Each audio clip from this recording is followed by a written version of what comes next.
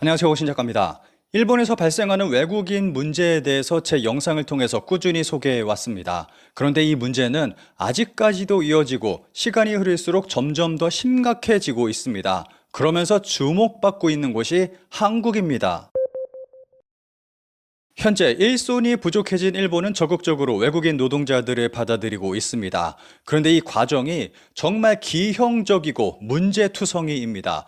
우선 일본에서 외국인 노동자 하면 빼놓을 수 없는 베트남에 대해서 살펴보겠습니다. 베트남인이 선호하는 이주 목적국 순위를 나타낸 그래프입니다. 당연하다는 듯이 압도적인 차이로 일본이 1위를 차지하고 있습니다. 그리고 다행인지 불행인지 10위권 안에 한국은 들어있지 않습니다. 실제로 엄청난 수의 베트남인들이 일본으로 가고 있습니다. 보시는 화면은 일본에서 일하는 외국인 노동자 수 증가수를 나타낸 그래프입니다. 해를 거듭할수록 급격히 늘어나고 있다는 것을 알 수 있습니다. 보시는 화면은 일본에서 일하는 외국인 노동자의 국적별 추이를 나타낸 그래프입니다.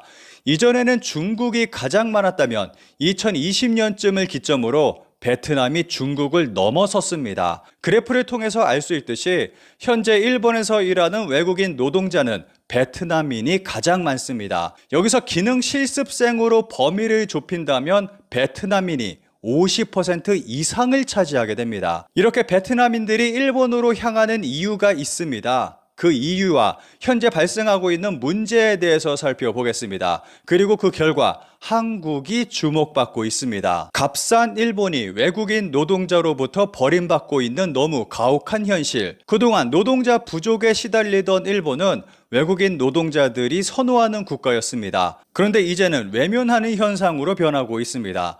일본에서 외국인 노동자가 필요한 근본적인 이유는 노동력의 감소에 있습니다. 초고령 사회에 들어간 데다가 출산율까지 오르지 않고 있어서 외국 노동력에 기댈 수밖에 없는 상황입니다. 이런 건 한국도 똑같다라고 말하는 분들이 있을 겁니다. 이 부분은 나중에 언급하도록 하겠습니다. 한국과 일본의 외국인 노동자 관계는 밀접하게 관련이 있기 때문입니다. 최근 나온 흥미로운 기사의 내용을 하나 살펴보겠습니다. 일본의 임금은 너무 낮다. 베트남 학생이 일본보다 한국 가고 싶다고 입을 모으게 된 이유. 베트남인이 가장 많이 일하러 가는 나라가 일본이고 일본에 가장 많은 외국인 노동자가 베트남인인데 최근 상황이 조금씩 변하고 있습니다. 기사의 일부를 살펴보겠습니다. 일한다면 한국이라고 말하는 베트남인 학생. 2020년 말 한국으로 출장을 갔다. 삼겹살을 먹으러 입점하자 베트남인으로 보이는 여성이 반겨줬다. 어디서 왔느냐고 지인이 묻자 역시 베트남 학생으로 정보공학을 배우러 왔다고 한다. 일본행은 고려하지 않았나요? 라고 묻자 한국밖에 없어요. 라고 대답했다. 제 친구도 한국에 와 있어요.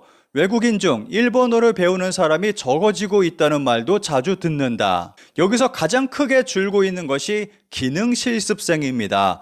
일본에서 실시하고 있는 기능실습 시스템은 커다란 문제점을 가지고 있습니다.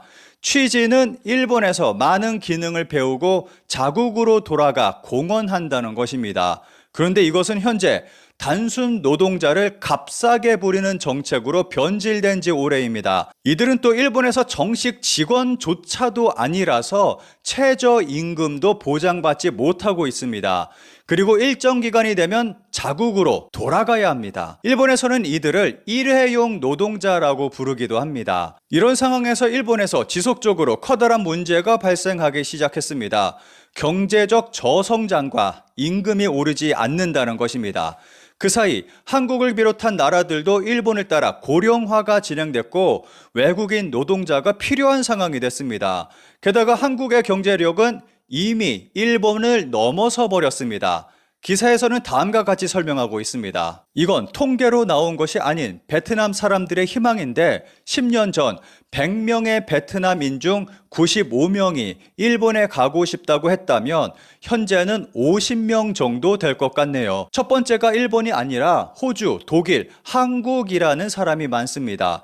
제조업도 그렇지만 특히 건설이나 농업으로 일본행을 희망하는 사람이 없어졌습니다. 그동안 베트남에서 일본행을 가장 희망했지만 지금은 절반으로 줄었다는 것이고, 현재 이들은 한국이나 서양 국가를 선호하게 됐다는 것입니다. 기사에서는 한국과 일본의 현실을 중점적으로 비교하고 있습니다. 일본과 한국의 월급 차이는 3만에서 6만엔 정도. 임금 이야기를 보충하자면 어디까지나 하나의 송출 기관의 예이며 환율 변동도 감안해야 한다. 베트남 젊은이들이 일본에 가면 월 수입이 16만 엔에서 19만 엔이라고 한다. 필사적으로 노력해도 월 수입이 20만 엔이 조금 넘는데, 다만 한국에 가면 19만 엔에서 25만 엔 정도라고 한다. 일본에서 일하면 아무리 장시간 열심히 일해도 받는 돈이 200만 원 정도인데, 한국에서는 보통 200 이상은 충분히 번다는 것입니다. 일본 정부는 노동 환경 개선을 한다며 여러 정책을 펼치고 있지만, 외국인 노동자들이 입을 모으고 있는 것은 노동 환경보다 더 중요한 것이 임금이라고 말하고 있습니다. 여기에 더해 한국의 영향력도 큰 역할을 하고 있습니다. 이건 차별은 아니지만 역시 아시아 국가에서 지방 사람과 도시 사람의 수준이 다른 것은 현실입니다. 그리고 일본에 오는 사람은 지방 사람이 많습니다. 일본의 매력도가 저하되고 있는 것은 사실이잖아요. 코로나 때문에 면접이 온라인돼서 판별하기도 어렵고요.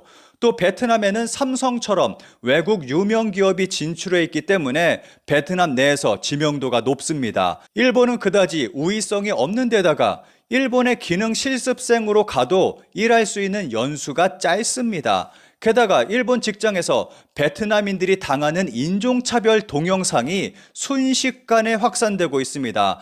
이런 끔찍한 일을 하는 일본의 직장은 일부이긴 하지만 일본을 외면하기에 충분합니다. 일본의 기능 실습생 시스템은 인신매매 성격까지 띠고 있어서 미국으로부터 인권 침해 지적을 받아오고 있습니다.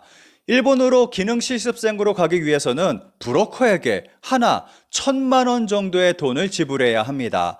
이것은 외국인 노동자의 빚으로 이어지고 있습니다. 베트남 같은 나라에서 일반 노동자의 월급은 대충 40만 원 정도에 불과합니다. 그런데 1,000만 원이나 되는 빚을 내서 일본으로 가게 됩니다. 그런데 일본의 기능 실습생 저임금으로 이런 빚을 갚는 것은 불가능에 가깝습니다. 이로 인해 일본에서는 연간 9천여 명의 기능 실습생이 실종되는 일이 벌어지고 있습니다. 일본의 외국인 노동자 실태의 문제점은 크게 두 가지로 살펴볼 수 있습니다.